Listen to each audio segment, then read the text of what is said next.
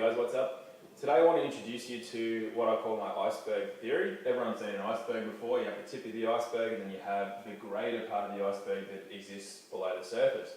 And I wanted to refer to this in some of the videos I've done so far, but obviously I haven't done it yet, so I haven't been able to do so, which is why sometimes you might see that I kind of go off to another planet in my head. So all future videos, most future videos will refer in some way to the iceberg, so this is here for you to come back to if you're not familiar with what I'm talking about.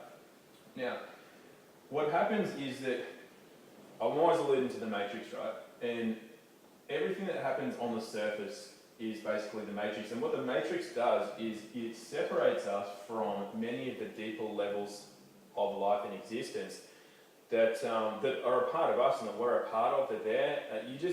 The fact that you don't recognise or feel them doesn't mean that they're not there. And it's a shame that a lot of us don't feel and recognise it. And I'm still finding deeper levels as I go. The further I get out of the matrix, the more I'm becoming aware of other deeper levels of existence that I can feel other people, I can feel other parts of the world, and so on and so forth. That's another video.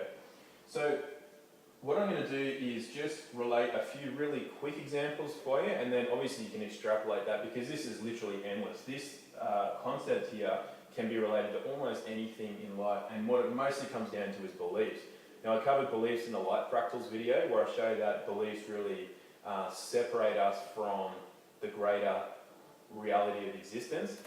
And just to take that further, beliefs, if you're holding beliefs on absolutely anything, I don't care what it is, any belief you have is holding you back from the life you dream of. Any belief at all. So here we have, for example, because I'm going to relate this to some of the things that I work in. So steroids make you stronger. So somebody goes, all right, the world we come through in, it's like someone who comes to me and they get a plan on how to achieve a certain goal, and they're conditioned to think that, no, I just want a pill, or no, surely there's an article I can read that will just solve it all in one go. So steroids, for example, and yes, steroids enhance your recovery. Yes, steroids will make you stronger. Yes, steroids will make you bigger in a shorter period of time than not taking steroids. So people come and take steroids, which is this little dot here.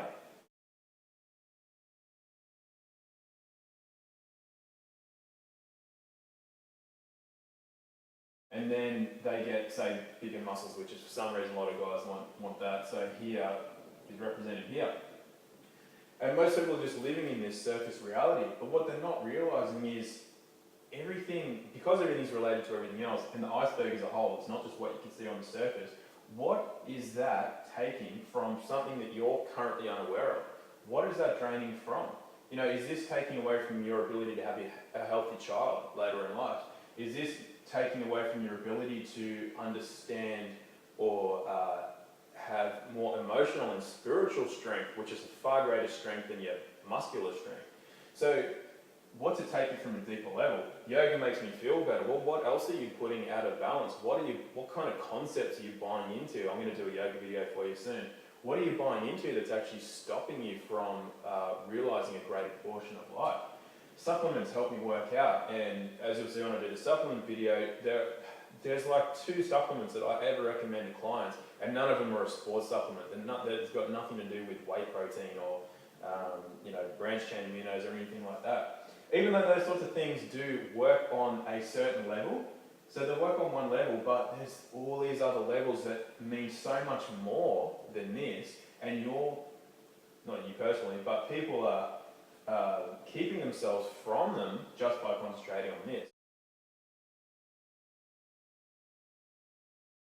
And the reason that I bring this up is that there are no closed loops. Now, an example of thinking there's closed loops, right, is that people think that, I can just go and do this and that, or as I brought up in the Charles Poliquin video when I showed him how to make a donut, just thinking that you can eat something, that it's just, it's okay, it's only my gut. No, it affects everything else on the planet. And if you want to do that and you're aware of it, as I said in the video, it's fine. It's just that most people are unaware of it, which is why I'm bringing this to your attention. Now, if you ever heard of the heart, what happened with that? That was a project where some people developed a device that was able to change weather patterns and actually not only change them, but dictate weather patterns. And I personally came up with this idea many years ago. Because what happened was I saw a bunch of places that were being, really hammered by storms, relentless, just over and over. And I just had the theory, well, what if you just change the air pressure, because if you understand weather patterns, low pressure systems are generally correlate to tropical cyclones, and you have high pressure systems that correlate to other things. Point being that if you can change the weather pattern or the low pressure or high pressure system, you can dissipate a storm, right? And just give that area and those people that are suffering from those effects some welcome relief. The thing is that because I know that there are no closed loops, if you were to change that, let's say you were to take a low pressure system to a high pressure system, because you can do that just by changing the electrostatic charge of the air. So if you were to do that, some other part of the earth is going to be put out of balance, because if you create a high pressure system, then you're going to create a low pressure system somewhere else. And then that low pressure system is going to be fed by, you know what I mean? So there's no closed loops in any area of life at all, which is why I don't agree with, farming methods that aren't organic and biodynamic and things like that, because it's not just degrading another video. So when I refer to the iceberg theory in subsequent videos, what I'm getting at is that whenever you're thinking of these little concepts and these little beliefs that you're holding on to, the point is that what's a drawing from a deeper level so to leave you with a really quick example is caffeine. Now, caffeine in itself in coffee is not necessarily a bad thing depending on how you have it, but if you take, say, caffeine to prop yourself up to be able to go and perform something you think you need to perform but you probably don't, what's it drawing from a deeper level? What other systems of the body are you depleting in order to just carry out this one probably meaningless task that you think is meaningful at the time? So this happens on many deeper levels than you can possibly imagine at this stage, especially if you're still in the matrix and you're not quite getting into reality yet. Just understand that almost everything in the world that you currently believe in, and all your little beliefs and things like that, they're generally coming at the expense of something deeper, because in order to have something that goes against nature's laws in any way, you can have it. I mean, our minds are powerful. I've said this before. You can literally achieve anything you want to do, but it's always going to come at the expense of something else. And I learned this in a really hard way many years ago. I'm still paying for it today. It taught me a lot, which was great. I don't look back on it and regret it as such.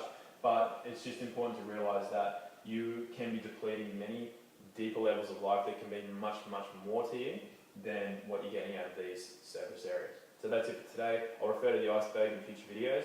Check later.